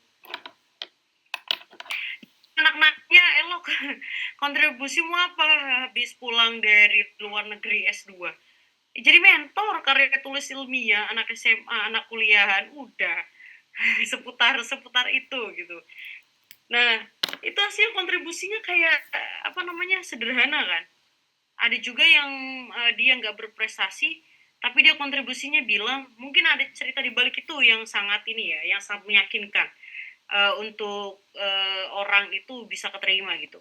Ada juga anak yang dia kontribusinya nulis dia akan mengaji lagi di daerahnya dia keterima mengajar ngaji. Tapi kan itu kontribusi. Nah berarti memang yang harus kita kuatkan adalah motivasi kita ke luar negeri itu. Meskipun nggak ada prestasi, tapi kan kita punya mungkin sesuatu kontribusi yang sudah kita jalankan. Entah itu mengajar kayak Mbak Anissa, katanya mengajar privat, itu pun sebuah Recording stopped. gitu kan, karena mencerdaskan kehidupan bangsa. Nah itu udah jadi kontribusi tuh, jadi guru. Terus mungkin Mas Azhar ikut organisasi dan lain-lain, itu udah termasuk kontribusi sebelum Mas Azhar ini daftar beasiswa gitu. Nah itu, jadi kita memang harus lihat baik-baik SWOT kita, dan jangan lupa nanya ke teman-teman kita. SWOT itu harusnya ditanyain, kelemahan aku gimana sih? Orang itu melihat kita gimana sih hasilnya kelebihan kita gitu kan. Nah pasti setiap orang itu punya kelebihan masing-masing. Nah jangan takut teman-teman, berprestasi ataupun gak berprestasi itu cuma tambahan gitu kan. Kalau saya kenapa ikut kayak gituan, karena dulu saya tuh nggak tahu kan, cuma babat alas, nyoba nasional, alhamdulillah dari lomba nasional tiba-tiba masuk lomba internasional gitu. Alhamdulillahnya rezeki gitu kan, tiba-tiba dibukakan seperti itu gitu. Mungkin Mas Azhar punya rezeki yang lain, dibukakan organisasi atau tempat kerjanya bagus, terus kontribusinya sekarang bagus. Nah gitu. Terus nomor 2, bisa dengan ini ya, bisa gampang dapat LOA kalau punya relasi ya dari kampus tersebut. Sekarang gimana ya? Kalau S3 memang kita harus ini ya, menghubungi profesor ataupun supervisor. Yang S2 untuk menghubungi profesor sama supervisor itu kalau dia by riset kuliahnya. Tapi kalau by coursework enggak usah. Dan saya tanya juga, yang Jepang kan biasanya mintanya kita nge-reach out atau ngubungin dulu profesornya ya, atau dosen di sana. Sekarang udah enggak juga nih, kecuali kalau yang U7, kalau enggak university itu memang kita harus nge-reach out profesornya ya yang ada di Jepang. Tapi itu kayak khusus Jepang, mungkin Taiwan, Asia gitu ya. Cuma kalau di luar negeri kayak Eropa itu enggak usah. Jadi alhamdulillah saya ketinggalan ya. jadi kita itu langsung daftar ke persyarat admission kampus saja, pendaftaran kampus. Gak usah ngeliatin menghubungi profesor itu, gak usah, atau menghubungi dosen itu gak usah gitu. Dan mudah apa enggak sih aslinya gitu kan. Nah saya dengar yang Jepang itu meskipun umpamanya sudah diterima dari profesornya atau dosen gitu yang ada di sana, gak bisa mereka ngeluarin ini surat penerimaan, karena yang ngeluarin itu universitas. Tetap aja kita harus melewati segala administrasi persyaratan yang ada di kampusnya dulu gitu. Itu sih Mas Azhar gitu.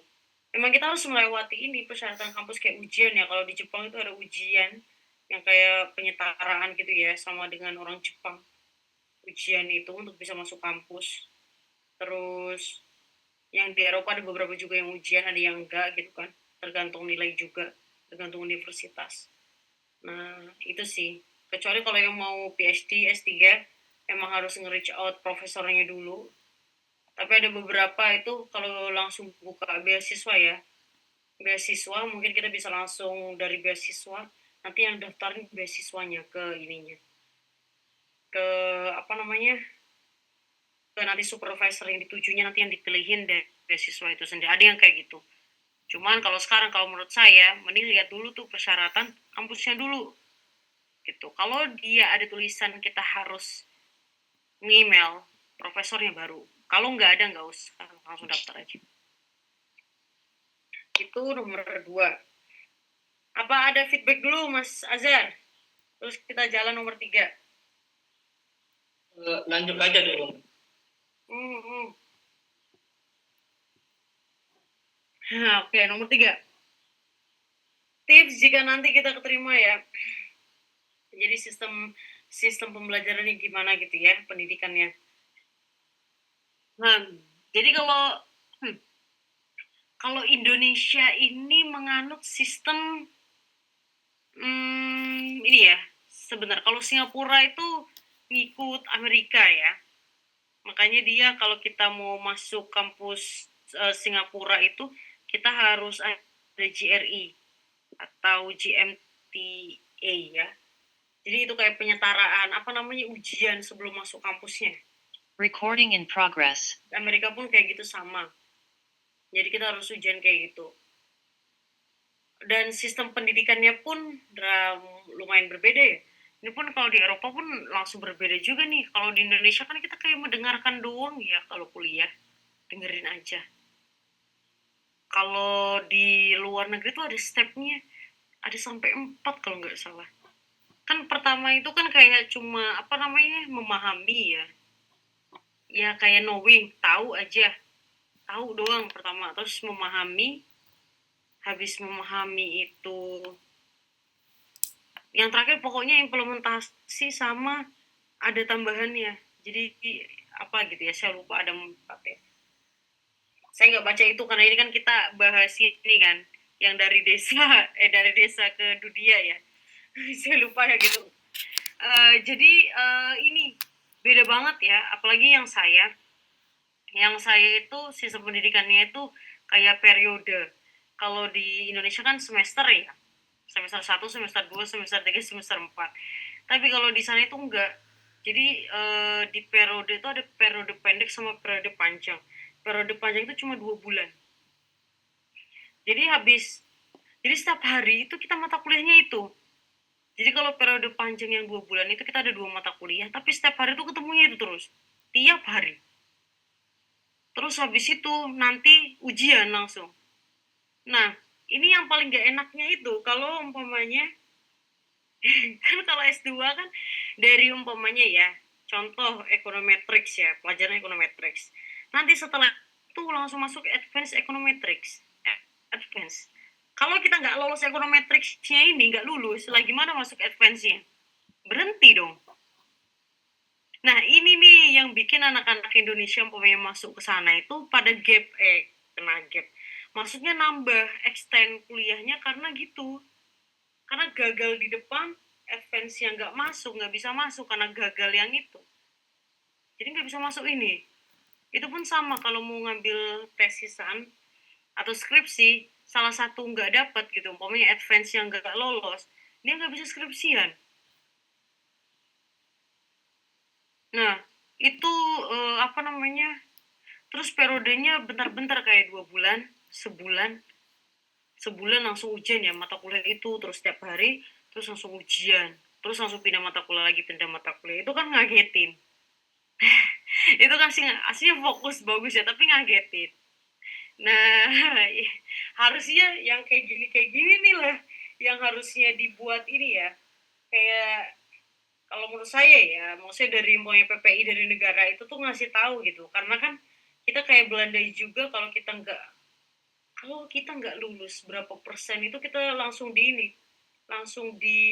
keluarkan dari negara itu. Apa tuh bahasanya? Dideportase. Jadi kalau kita tidak memenuhi syarat kelulusan atau SKS, itu kita dideportase. Persyaratannya gitu, ada di Kementerian Pendidikannya Belanda pas kita masuk. Jadi mau tidak mau kita harus kayak mati-matiannya kan, tapi kaget awalnya. Nah itu sih. Nah tipsnya apa? Tipsnya harus nanya dulu nih sama anak-anak yang udah ada di sana. Kayak umpamanya mau ke Jerman, wah Jerman juga lebih parah itu, mereka nggak lihat nilai. Tapi berapa persen mahasiswa Indonesia itu drop out di Jerman? Saya tinggi kok, kalau nggak salah tuh 50% lebih itu drop out. Yang nggak bisa survive di Jerman itu. Karena apa? Jerman itu gini nih, dia tuh nggak kayak di Indonesia. Di Indonesia tuh dosen-dosennya baik ya. Kayak kita nggak lulus umpamanya ujian, kita bisa minta proposal. Ya LPDP juga itu pada extend. Teman-teman saya LPDP pada extend juga. Alhamdulillah saya nggak extend ya Allah, alhamdulillah. Pusing juga ya kalau extend. Oh, Mbak Murni juga extend, gak apa-apa Mbak Murni, santai-santai aja. Siapa tahu penelitian ini ya, karena kan kalau lab Kalau lab ya, kadang kan ada yang gagal sedikit terus kita perlu waktu nguji lagi gitu kan, itu nggak apa-apa. Nah, terus itu tadi lanjut tadi yang Jerman itu, jadi dia itu kalau nilai ya, tadi kalau di Indonesia kan bisa pakai proposal ya, tapi kalau di luar negeri nggak bisa. Nilaimu umpamanya ujian 4, dia di rapotmu ya 4. Kan kalau di Indonesia nilai ujian 4 tiba-tiba di rapot jadi 8 kan bisa. Di sana nggak bisa, 4 ya 4 udah. Jadi nilai-nilai kamu di rapot itu pure nilaimu beneran itu pas ujian. Kaget gak? Terus kalau nilainya 5,5 ya udah 5,5 emang. Nah gimana? Emang nggak bisa dikatrol kalau di sana. Nggak ada katrolan itu ya.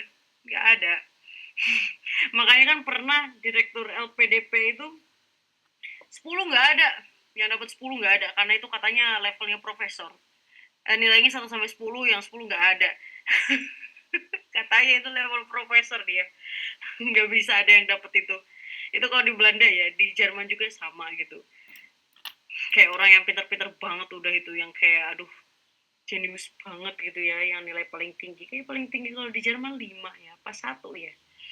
Nah, itu jadi memang harus kita mati-mati, enggak mati-matian maksudnya belajar gitu, disesuaikan dengan sistem mereka itu. Dan mereka tuh nggak ada no excuse ya, nggak ada alasan apapun ya.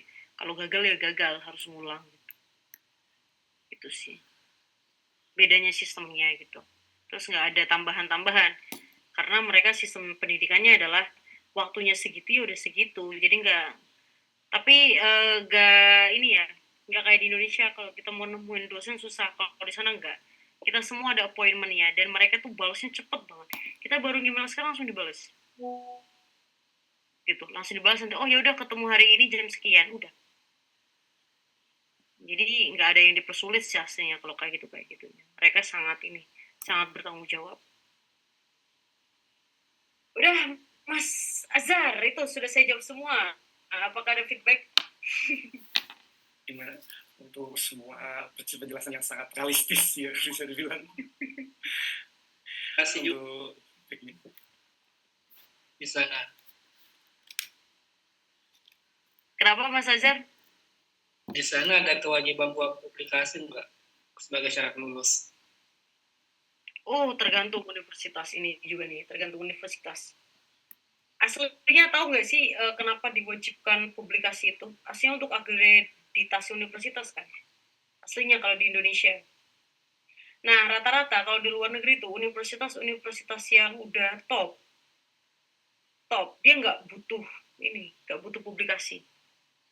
Udahan. Jadi Wageningen itu kan salah satu nomor satu universitas terbaik di agriculture sama food science. Jadi kita nggak diwajibin, kalau S2 ya, nggak diwajibin publish artikel, enggak. Nah, tapi kalau yang di pinggir-pinggir kayak Hungaria, Polandia, nah itu nggak diwajibin juga kok kayaknya S2 itu. Enggak, cuma di Indonesia, karena di Indonesia itu perlu publikasi kan untuk akreditasi. Tapi rata-rata kalau udah universitasnya ini, dia rata-rata ada projectnya mereka inilah yang bisa dipublikasi. Project yang sama kayak European Commission yang gede-gede gitu. Sama ini, itu yang dipublish. Nggak ada.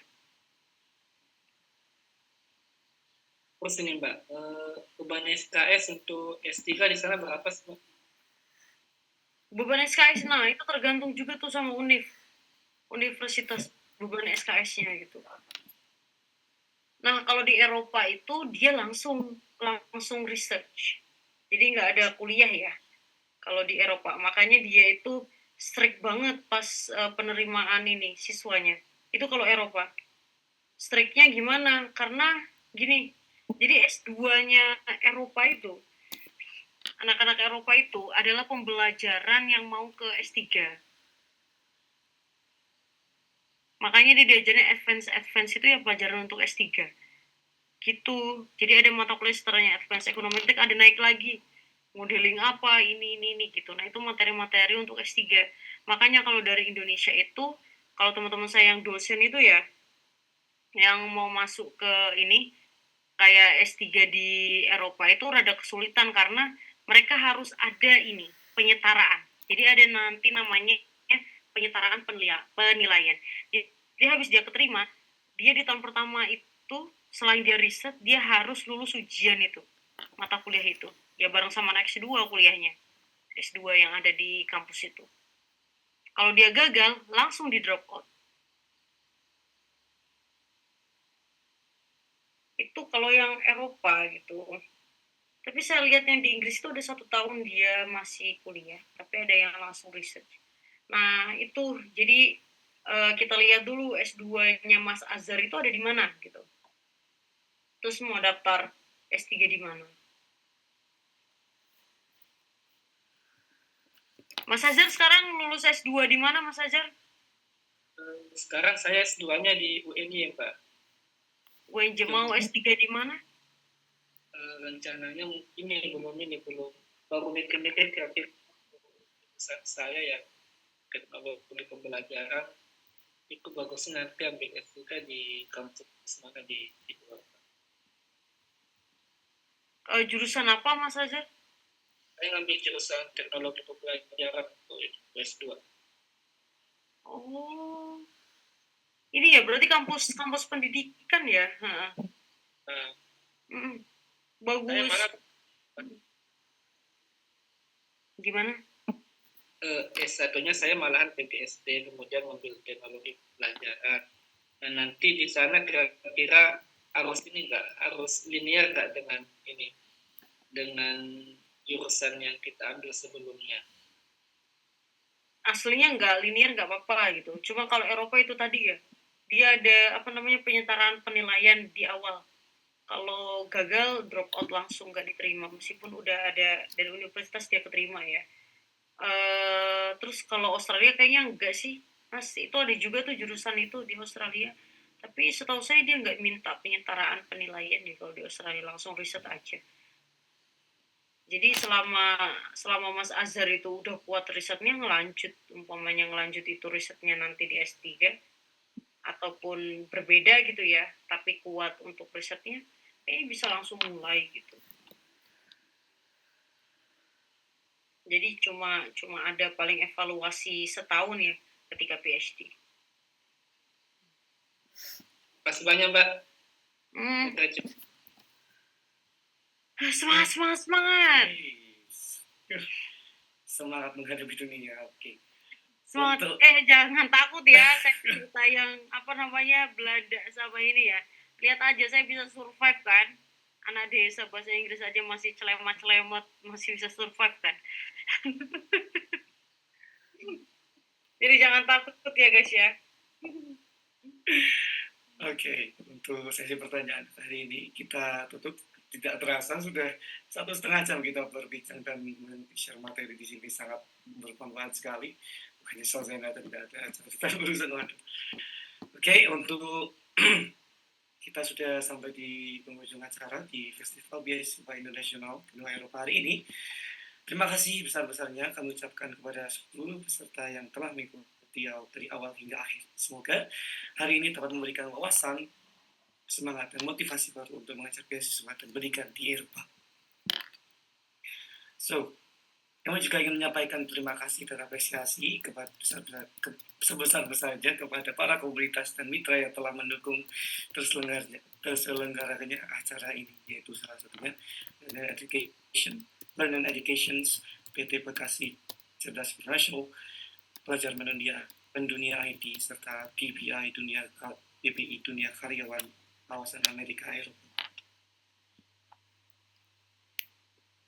Izin masuk sedikit, Mas moderator, boleh ya?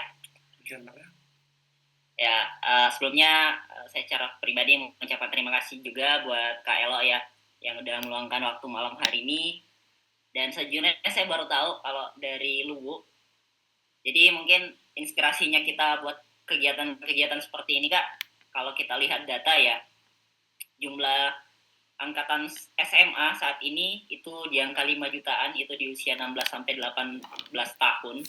Dan ketika kita melihat jumlah kampus di seluruh Indonesia itu hanya kurang lebih 6 ribuan dan 127-nya itu negeri. Itu pun hanya maksimal di Pulau Jawa, kalau di Sulawesi mah 10 doang. Nah, jadi ini menjadi fakta yang menarik kenapa kita tertarik banyak membuat event-event luar negeri, sehingga 5 juta orang nantinya ini, ya mungkin dalam kurang lebih waktu 3 tahun ya, mereka pasti semua akan, kita berharapnya mereka lanjut ke perguruan tinggi. Jadi semoga mereka bisa melanjutkan studi. Dan mungkin kedepannya bisa kerjasama banyak juga di aktivitas-aktivitas lain. Itu aja mungkin dari aku. Kak makasih banyak. Oke, saya mohon maaf lagi. Luar biasa ya. Terima kasih. 5 juta ya. Bolehlah, saya juga kelahiran sana kan.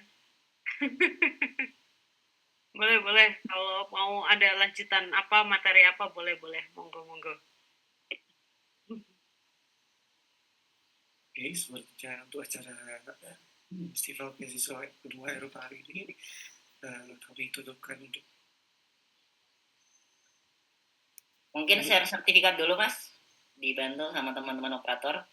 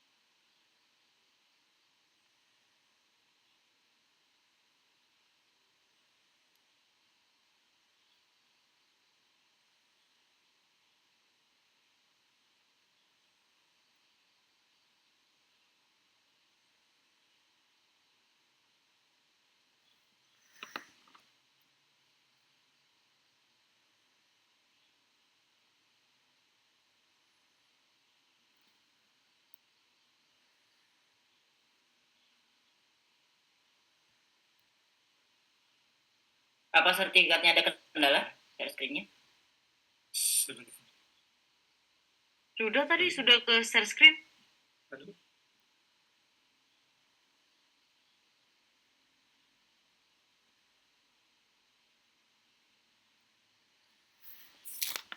Dibantu full screen teman operator.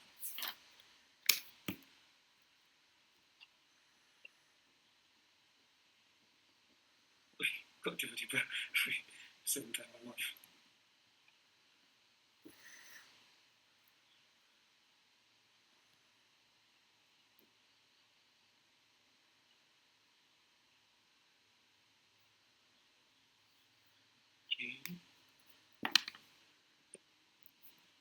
Untuk saat ini saatnya kita dokumentasi sampai penyerahan sertifikat kali ini.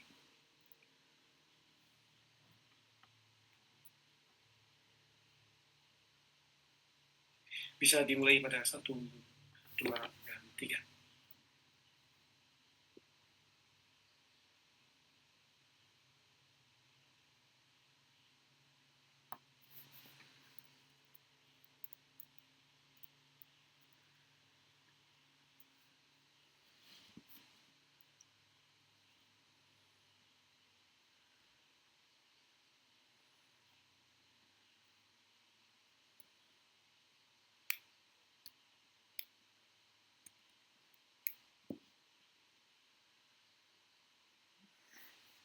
Oke, sepertinya udah ya.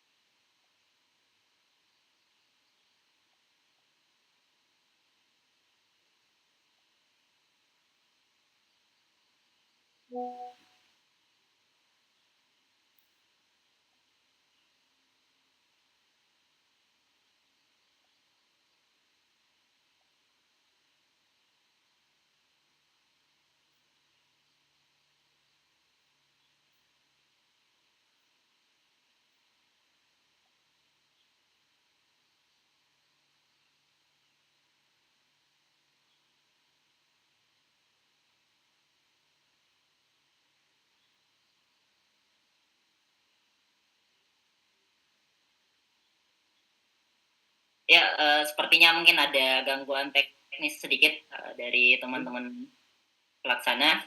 Terima kasih banyak buat teman-teman yang udah meluangkan waktunya malam hari ini. Dan terima kasih juga buat Kak Elo ya, yang udah memaksimalkan waktunya.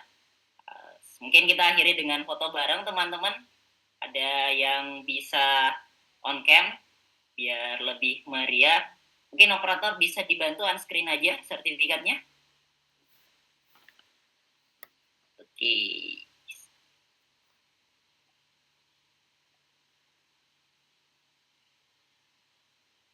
Ayo yang mau on cam silakan.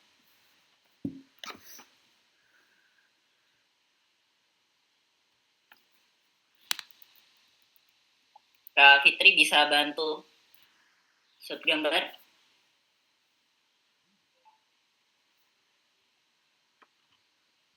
Ya biar dari aku ya mungkin, aku bantu hitung.